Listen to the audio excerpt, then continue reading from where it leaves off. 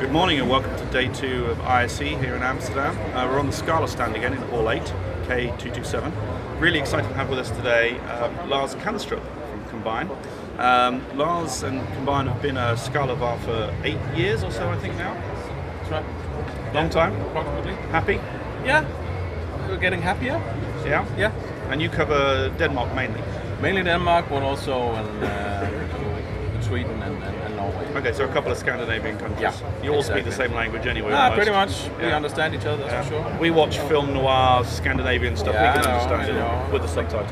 You should have worn your Scandinavian sweater today. I should have done, yeah. It's snowing, so we should have done. That's very true. You're almost there. Yeah. Now we're here to talk primarily about Jyske Bank, Yeah. and we were saying off camera earlier. Yeah. The Jyske Bank install is something that we've covered ourselves in 2007. Exactly. I went to Denmark for a business trip.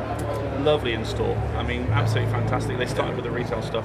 We've had a couple of people from Jyske Bank talk to us since then. In 2014, we wrote a longer story about the thing we're going to talk about primarily today, which is the new projects you're putting forward internally.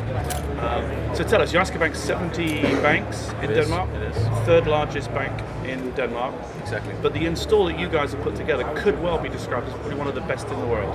Tell us a little bit about how it's come Well, about. I absolutely agree. I think this has, even from a Scala point of view, has to be one of the most complex and the most ambitious projects in the world. I was mentioning the status to Peter Tjerner last night, and he was like, "Okay, we need more clients like this because of this stretches some of the scalability and some deep API stuff in Scala. So I think One of the things that we've noticed, I mean, Scala are strong in so many areas. They really are the jack of all trades. Yeah. But if you were doing lots of real-time and big data stuff and sucking in data, there are other software products that you may well look at. But what I've noticed about yours is you really use Scala well to bring in real-time data and running on the big screens. Yeah, we've done that, and there has been a few workarounds, and I think in a version 2 we'll definitely look at other technologies as well.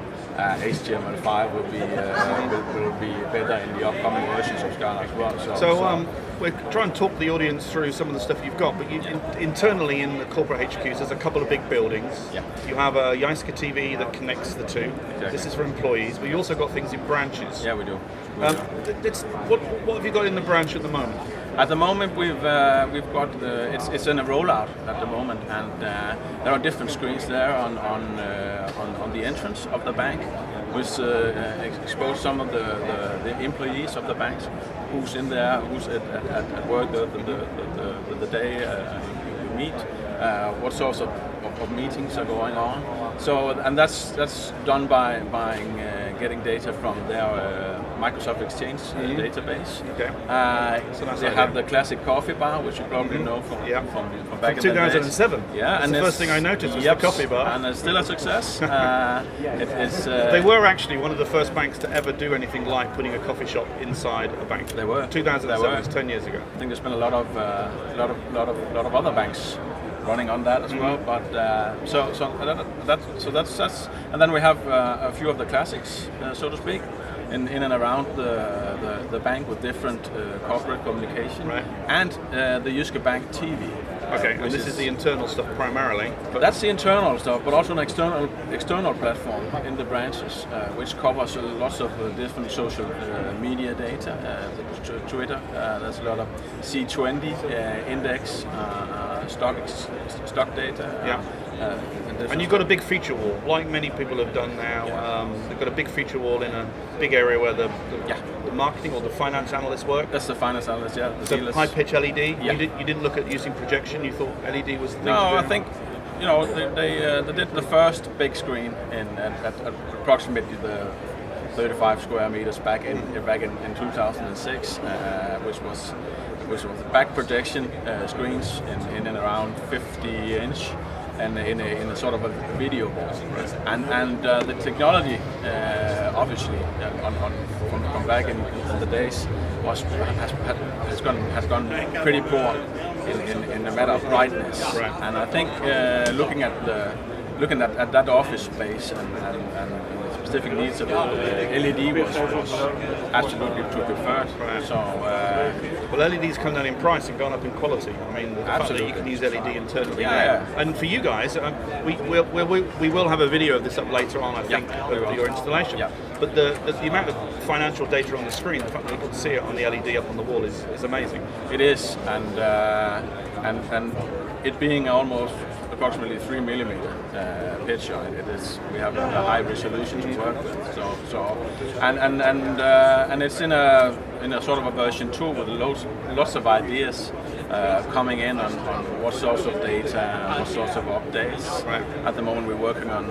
It's also working as a background for their TV station. Right. So Because you have a little studio, Jyske Bank have their own studio. yeah, they have a pretty amazing studio with some really interesting facilities, and are recognized as one of the best in content marketing around the world. So they're using it as a background and broadcasting to national and international TV stations. Right. So at the moment we're doing an application that.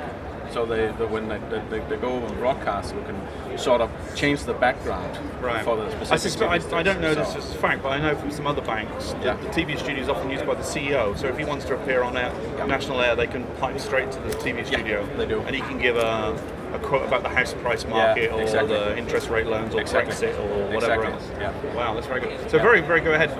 Bank. So what's the plans for the future? You're continuing the rollout for the retail branches. That will cover all 70 in the next few months? Yeah, the next few months. It's a rollout. We have a third partner doing the rollout. At the moment, it's LG screens. Okay.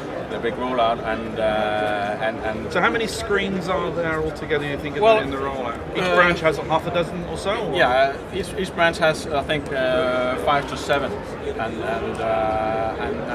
and next to that actually there's a lot of meeting rooms.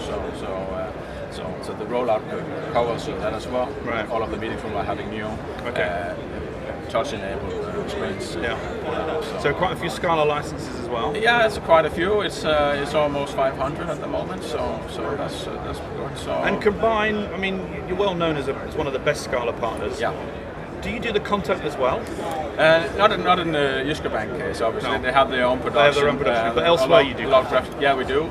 So our company is focused on different digital platforms. So we do e-commerce solutions for international brands. We do booking systems for Specsavers in Australia and Sweden, England. We do a lot of mobile applications. So 45 people working across different IT platform, business platforms. So our focus is mainly on the IT part of these projects. We do have experienced design approach. We do have our own design people doing. I remember some other things that you've done good content for. So yeah. But your IT background is really important on this one. You probably wouldn't have won the Jyske Bank business unless you had that skill set. That's an interesting thing for all the AV people watching. Yeah, but it's the IT knowledge that you have that has helped you win the business. It is, and the customer happy. And I think that's so. Coming from the non-AV profile, it enables us to do more partnerships with lots of different. So you must be. I mean, you or Scala must be looking for other banks to go ahead as Jyske Bank. Then you want somebody who's got the guts to go and do something as amazing as this. Luckily, there's a lot of respect on Jyske Bank, and as you mentioned, back to 2007. 2007. So we meet banks in Norway. Say, okay. Are you doing Jyske Bank? And we've been looking to Jyske Bank, and we actually visited them a few years back. And so luckily enough. I think I remember we've had a couple of Jyske Bank present at some of our conferences, and I know that they're very keen on sharing their knowledge with other people. It doesn't matter whether it's other banks or other retail stuff. They're keen about learning because they're keen about learning about retail. Yeah. I mean that's the thing that got me in 2007 was the coffee thing. Yeah. Because they figured they weren't necessarily in banking, they were in retail. Yeah. They're on a high street. Yeah. And it was so welcoming, and everything they did inside the store was amazing. But they've been very good to the industry in sharing all of this, which is absolutely. And I'm pretty sure we'll see a lot of that. on the rollout, and afterwards, actually starting from now, we're looking at their flagship banks, with I'm pretty sure we'll do something more special, even more extraordinary. Yeah, wow. On so where are they? Typically, like Copenhagen or somewhere? Yeah, or? It's probably in Copenhagen and Aarhus, but it could be even 3 more. So 2 to 5 locations in Denmark where we will do some amazing stuff with lots of interaction, and so I'm sure we'll see a lot more to that. But, brilliant. Okay, well, Lars, we're going to end it there. Yeah. We're going to put a video up as well of the Jyske Bank implementation. We will. And well, thanks for coming on. And thank you. Great installation. One of the best we've seen. Thanks. Brilliant. Thank you.